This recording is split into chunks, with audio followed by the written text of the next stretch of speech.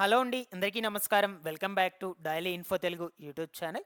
మన ఆంధ్రప్రదేశ్ రాష్ట్రంలో ఉన్నటువంటి నిరుద్యోగులకు ఉద్యోగ అవకాశాలను కల్పించడం కోసం ముఖ్యమంత్రి నారా చంద్రబాబు నాయుడు గారు వర్క్ ఫ్రమ్ హోమ్ సర్వేను తీసుకువచ్చారనమాట. అయితే ఇప్పటి వరకు ఈ సర్వే కింద 27,91,000 మంది రిజిస్ట్రేషన్స్ అయితే చేసుకున్నారు. మాకు ఉద్యోగాలు కావాలి, ఇంట్రెస్ట్ ఉంది, మేము ఉద్యోగాలు చేసుకుంటాము అని.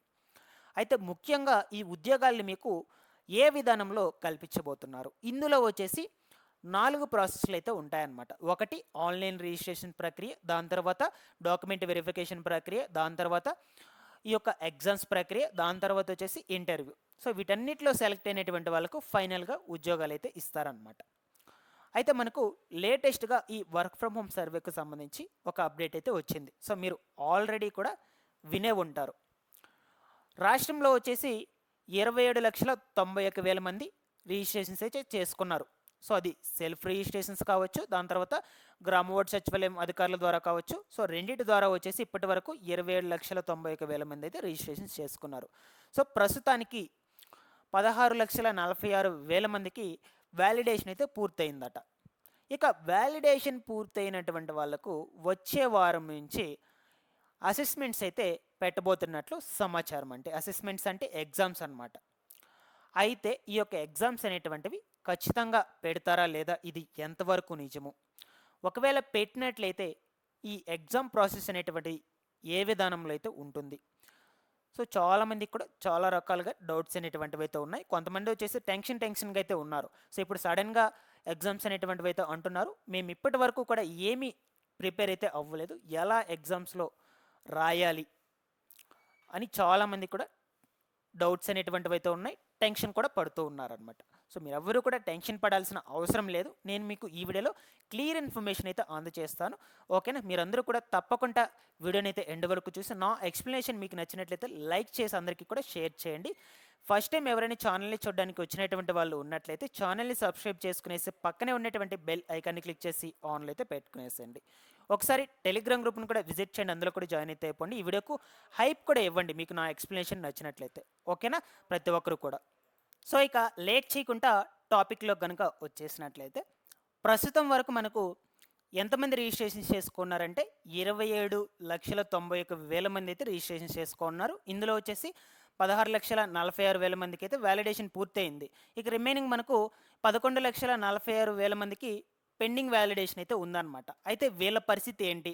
సో, వీళ్ళకి ఉద్యోగాలు ఇస్తారా ఇవ్వరా అంటే, సో, ఈ యొక్క పెండింగ్ అనేటువంటిది ఎందుకు పడిందంటే, సో, మేబీ ఈ ప్రభుత్వ అధికారులు తప్పిదం వల్ల కావచ్చు, దాని తర్వాత గ్రామ వార్డు సచివాలయం అధికారులు ఆలస్యం వల్ల కూడా అయ్యుండొచ్చు అనమాట. బట్ వీళ్ళకి కూడా అవకాశాలైతే ఇస్తారు. సో, ఏం చెప్పిందంటే ప్రభుత్వం మనకు ఒక్కరోజు టైం అయితే ఇచ్చి, అంటే ఈ రోజు వరకు టైం ఇచ్చింది. నిన్న చెప్పింది ఈ రోజు వరకు టైం ఇచ్చి, ఈ 11,46,000 మందికి సంబంధించి కూడా పెండింగ్ వ్యాలిడేషన్స్ మొత్తం కూడా క్లియర్ చేయాలి. పెండింగ్‌లో ఉన్నటువంటి వాళ్ళన్నిటిని కూడా క్లియర్ చేయాలనేది కేవలం ఒకరోజు మాత్రమే టైం ఇచ్చింది. సో, ఒక్క రోజులో ఇంతమందికి కంప్లీట్ చేయడం అయితే కుదరదు కదా! సో, కుదరదు కాబట్టి ఖచ్చితంగా మనకు టైం అయితే ఇస్తుంది. సో, అది ఎన్ని రోజులనైతే చెప్పలేము. టైం అయితే ఇస్తుంది. వీళ్ళకి కూడా వ్యాలిడేషన్ అయితే పూర్తి చేస్తారు. వ్యాలిడేషన్ పూర్తి చేశాక వీళ్ళకి కూడా ఎగ్జామ్స్ అయితే ఖచ్చితంగా కండక్ట్ చేస్తారనమాట. సో, గతంలో సర్వే చేసుకున్నప్పుడు చాలామంది కూడా తెలియక నాట్ ఇంట్రెస్టెడ్ అని పెట్టేసుకున్నారనమాట. సో, ఆ విధంగా నాట్ ఇంట్రెస్టెడ్ అని ఎవరైతే పెట్టుకున్నారో వాళ్ళు కూడా చేసుకోండి రిజిస్ట్రేషన్స్. సో, చేసుకున్నట్లయితే మీకు కూడా అవకాశం అయితే కల్పిస్తారు ఖచ్చితంగా కూడా. ఎవరు కూడా మిస్ చేసుకోవద్దు. ఎందుకంటే రూపాయి కూడా పే చేయాల్సిన అవసరం లేదు కాబట్టి ఈ సర్వే కింద. సో, ప్రతి ఒక్కరు కూడా రిజిస్ట్రేషన్స్ అయితే పెట్టుకోండి. అటు జాబ్స్ చేసుకునేటువంటి వాళ్ళకి కూడా అవకాశాలు అయితే కల్పించింది ప్రభుత్వం. జాబ్స్ చేస్తున్నటువంటి వాళ్ళు కూడా రిజిస్ట్రేషన్స్ అయితే చేసుకోండి. No problem. ఓకేనా? సో, ఈ పెండింగ్‌లో ఉన్నటువంటి వాళ్ళకి కూడా పెండింగ్ క్లియర్ చేసి మీకు కూడా ఎగ్జామ్స్ అయితే కండక్ట్ చేస్తారు. ఇకపోతే ఈ వ్యాలిడేషన్ పూర్తయినటువంటి వాళ్ళ సంగతి ఏంటి? సో, వీళ్ళకి ఎగ్జామ్స్ అనేటువంటివి కండక్ట్ చేస్తామని సమాచారం అయితే వచ్చింది. జస్ట్ మనకు ఒక ప్రపోజల్ మాత్రమే రిలీజ్ చేస్తున్నారు.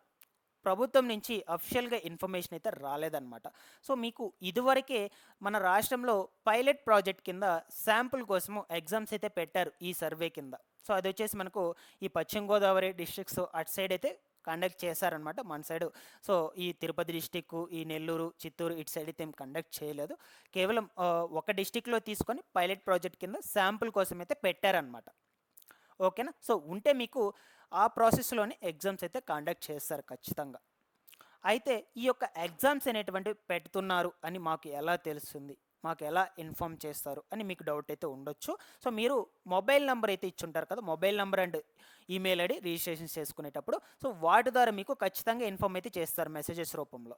సో ఇన్ఫామ్ చేయకుంటే ఎవరు కూడా పెట్టరు కదా, సో కాబట్టి ఖచ్చితంగా ఇన్ఫామ్ చేస్తారు. సో ఇన్ఫామ్ చేసిన తర్వాత మీకు ఆ యొక్క మెసేజ్లో క్లియర్గా మెన్షన్ చేస్తుంటారు ఏ డేట్ మీకు ఎగ్జామ్స్ అయితే పెడతారు, సో ఎక్కడికి వెళ్ళి ఎగ్జామ్ రాయాలి ఆ వివరాల గురించి. మ్యాక్సిమం ఎగ్జామ్స్ అనేటువంటివి మీకు వర్చువల్లోనే ఉంటాయన్నమాట. సో మీరు ఎక్కడికి వెళ్ళాలి అని వాళ్ళ లొకేషన్ కూడా ఇస్తారు. మ్యాక్సిమం గ్రామ వార్డ్ సచివాలయాల్లోనే పెడతారని అనుకుంటున్నాను నేను. సో అంతమందికి సరిపోకపోతే ఇంకేమైనా ఎక్స్ట్రాగా స్కూల్స్లలో కావచ్చు, బయట ఇంకేమైనా ప్రభుత్వ కార్యాలయాల్లో కూడా పెట్టేందుకు అవకాశాలు కూడా ఉండొచ్చు. కాబట్టి సో అక్కడ మీకు కేవలం వర్చువల్ ద్వారానే, మ్యాక్సిమం వర్చువల్ ద్వారానే పెడతారనమాట. సో కంప్యూటర్లోనే మీరు ఎగ్జామ్స్ అయితే రాయాల్సి అయితే ఉంటుంది. సో మీకు ఖచ్చితంగా ఇన్ఫామ్ అయితే చేస్తారు. అయితే ఈ ఎగ్జామ్స్ అనేటువంటివి అయితే పెడతామంటున్నారు, మేము ఇంకా కూడా ఏం ప్రిపేర్ అయితే అవ్వలేదు, సో మాకు చాలా టెన్షన్గా అయితే ఉంది అని చాలామంది కూడా అడుగుతూ ఉన్నారనమాట. సో మీరెవ్వరూ కూడా టెన్షన్ పడాల్సిన అవసరమే లేదు. సో మీరు ఈ యొక్క ఎగ్జామ్స్లో ఏం అడిగేస్తారు, సో మేమేమి కూడా ప్రిపేర్ అవ్వలేదు, సో అవన్నీ కూడా పెట్టుకోవద్దు మైండ్లో. సో కేవలం బేసిక్స్ తెలుసుంటే చాలన్నమాట. అసలే పూర్తిగా ఏం కూడా తెలుసుకోకుండా అయితే వెళ్ళైతే రాయొద్దు ఎగ్జామ్స్, ఓకేనా. సో జస్ట్ ఈ కంప్యూటర్ గురించి బేసిక్ నాలెడ్జ్ అనేది తెలిసి పెట్టుకోండి. దాని తర్వాత ఈ యొక్క అర్థమెటిక్ అండ్ రీజనింగ్ కావచ్చు, ఈ ఎబిలిటీస్ కావచ్చు, ఓకేనా. సో ఈ ఇంగ్లీష్ గ్రామర్ కావచ్చు, సో వాటన్నిటి మీద అట్లీస్ట్ కొంచెంలో కొంచెమన్నా మీరు ఈ నాలెడ్జ్ అనేటువంటిది అయితే గెయిన్ చేసి పెట్టుకోండి. ఈ లోపల అయితే చూసి పెట్టుకోండి. ఈవెన్ మనకు ఈ ఈ గవర్నమెంట్ జాబ్స్కి ప్రిపేర్ అవుతున్నటువంటి వాళ్ళకైతే కొంచెం ఈజీగా అయితే ఉండొచ్చు అనమాట, ఎందుకంటే వాళ్ళు ఆల్రెడీ కూడా ప్రిపేర్ అవుతూ ఉంటారు కాబట్టి. సో మీరు ఎవరు కూడా అంత టెన్షన్ పడాల్సిన అవసరం లేదు. సో ఈ arithmetic and reasoning abilities and English grammar వీటన్నిటి గురించి కూడా అంత డెప్త్కి అయితే అడగరు మీకు. సో కేవలం బేసిక్సే కూడా అడిగేందుకు అవకాశాలు అయితే ఉండొచ్చు. దాని తర్వాత కంప్యూటర్ నాలెడ్జ్ గురించి కూడా అడుగుతారనమాట. కంప్యూటర్ బేసిక్స్ తెలుసుంటే చాలు, అందులో కూడా మీరు పెట్టుకోవచ్చు అనమాట. సో ఈ విధంగా వీటి గురించి అయితే మ్యాక్సిమం మీకు ఎగ్జామ్స్ అనేటువంటివి అయితే ఉంటాయి. సో అంతకు మించి అయితే ఎక్కువగా ఉండవు. ఇన్ కేసు ఇంక్లూడ్ అయితే మీకు కోర్ సబ్జెక్ట్స్ ఏవైతే ఉంటాయో, అంటే మీరు డిగ్రీలో, బీటెక్లో, ఇంటర్లో ఏవైతే చదువు ఉంటారో, డిప్లొమా, ఐటీఐలో, సో ఆ సబ్జెక్ట్స్కు రిలేటెడ్గా కూడా కొంచెం అడిగేందుకు అవకాశాలు కూడా ఉండొచ్చు అనమాట. అంతేకాని ఇంకంత డెప్త్గా అయితే అడగరు, ఓకేనా. ఇది బాగా గుర్తుపెట్టుకొని మీరు ఎవరు కూడా టెన్షన్ పడాల్సిన అవసరం లేదు. అలా అని ఏమీ ప్రిపేర్ అవ్వకుండా అట్లీస్ట్ బేసిక్స్ కూడా తెలుసుకోకుండా అయితే వెళ్ళొద్దు, ఓకేనా. చాలామంది కూడా ఏముందులే లైట్ తీసుకుంటారనమాట. సో ఆపర్చునిటీస్ అయితే మీరు ఎవరు కూడా మిస్ చేసుకోవద్దు, ట్రై చేయండి. సో ట్రై చేసే ఎగ్జామ్ కూడా బాగా అయితే అటెంప్ట్ చేయండి. దాని తర్వాత సంగతి దాని తర్వాత. సో వన్స్ ఎగ్జామ్స్ మీరు క్వాలిఫై అయినట్లయితే ఇంటర్వ్యూ అయితే ఉంటుందండి. ఇంటర్వ్యూ కూడా క్వాలిఫై అయినట్లయితే మిమ్మల్ని అందరినీ కూడా సెలెక్ట్ అయినటువంటి వాళ్ళందరినీ కూడా పెద్ద పెద్ద కంపెనీస్కి అయితే అలాట్ చేస్తారనమాట. వాళ్ళు మిమ్మల్ని తీసుకొని మీకు ఏమేమి వర్క్ చేయించాలి మీతో అనేది వాళ్ళైతే డిసైడ్ చేసుకోవడం జరుగుతుంది. ఇది ప్రాసెస్ అనేది, ఓకేనా. సో ఈ విధంగా అయితే ఉంటుంది. ఎవరు కూడా మిస్ చేసుకోవద్దు, ఎవరు కూడా లైట్ తీసుకోవద్దు. చాలామంది కూడా లైట్ తీసుకున్నారు, ఏమి ఇస్తారులే వీటి కింద జాబ్స్ అని, ఓకేనా. మీకు మ్యాక్సిమం వీటన్నిటి గురించి ఎక్స్ప్లెయిన్ చేశాను, ఇక్కడ ఉన్నటువంటి ఆప్షన్స్ అన్నిటి గురించి కూడా. సో డాక్యుమెంట్ వెరిఫికేషన్ అయితే అయిపోయిందనమాట. అసెస్మెంట్స్ ప్రాసెస్లో ముందుగా ఈ వ్యాలిడేషన్ అయినటువంటి వాళ్ళకైతే ఇస్తారు. ఇక ఫైనల్గా వచ్చేసి ఇంటర్వ్యూ ప్రాసెస్. ఇంటర్వ్యూలో కూడా ఏమి కూడా అడగరండి, మీకు సెల్ఫ్ అయితే అడుగుతారు ఖచ్చితంగా. సో ఇది కామనే అనమాట, ఏ ఇంటర్వ్యూలో అయినా సెల్ఫ్ అయితే కామన్గా అడుగుతారు. ఇకపోతే మీకు బేసిక్స్ మీ కోర్ సబ్జెక్ట్స్ మీద అయినా సరే, ఇక కంప్యూటర్ నాలెడ్జ్ గురించి అయినా బేసిక్స్ అయితే అడుగుతారు. మీరు అంతా టెన్షన్ పడాల్సిన అవసరం అయితే లేదు, భయపడాల్సిన అవసరం లేదు. ముఖ్యంగా ఏమేమి అడిగేస్తారు, ఎగ్జామ్స్లో ఏమేమి పెడతారు, మేము ఎలా రాయాలని.